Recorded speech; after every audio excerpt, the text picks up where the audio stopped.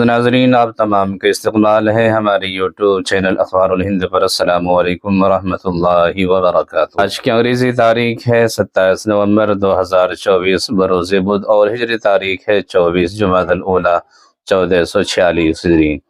ناظرین و سامعین، اس وقت کی بڑی خبر سامنے نکل کر آ رہی ہے، اور اس خبر کا تعلق حضرت مولانا سید ارشد مدنی صاحب دامت برکاتہم عالیہ سے ہیں۔ ناظرین، آپ کو بتاتا چلوں کہ عبادت گاہوں کے تحفظ کے قانون کے متعلق داخل پٹیشن پر سپریم کورٹ نے 4 دسمبر کو سماعت کیے جانے کا اشارہ دیا ہے۔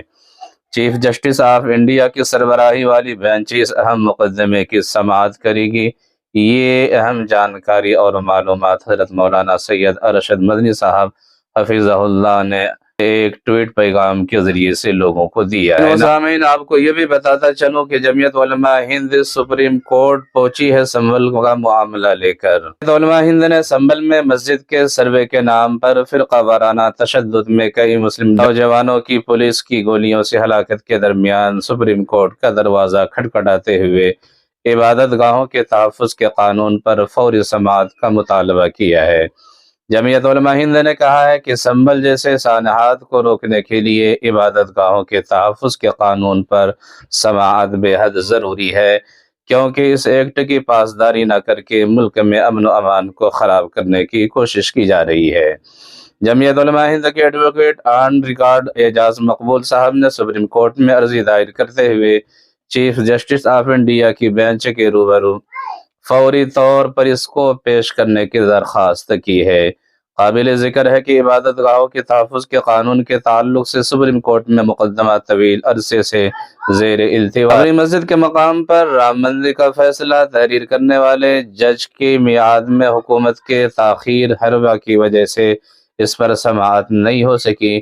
اس فیصلے میں عبادت گاہوں کے تحفظ کے قانون کی توثیق کی گئی تھی۔ دریں اثنا صدر جمعیت علماء ہند حضرت مولانا سید ارشد مدنی صاحب دامت برکاتہم نے سنبل کو لاقانونیت، ناانصافی اور ظلم و بربریت کی ایک زندہ تصویر قرار دیتے ہوئے پولیس فائرنگ کی سخت الفاظ میں مذمت کی ہے۔ انہوں نے پولیس کی فائرنگ اور ظلم کا شکار ہوئے لوگوں کے ساتھ اس مصیبت کی گھڑی میں کھڑے ہونے کا اعلان کیا۔ انہوں نے کہا ہے کہ پولیس کے ظلم و بربریت کی ایک طویل داستان ہے، وہ چاہے ملیانہ، ہاشم پورہ، مراد آباد اور ہلدوانی ہو یا پھر سنبل، ہر جگہ پولیس کا ایک ہی چہرہ نظر آتا ہے۔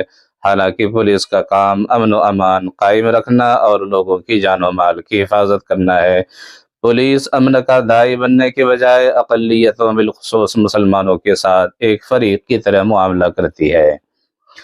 مولانا ارشد مدنی صاحب دامت برکاتہم نے خبردار کیا کہ انصاف کے دوہرے پیمانے سے بدامنی اور تباہی کے راستے کھلتے ہیں، اس لیے قانون کا پیمانہ سب کے لیے یکساں ہونا چاہیے۔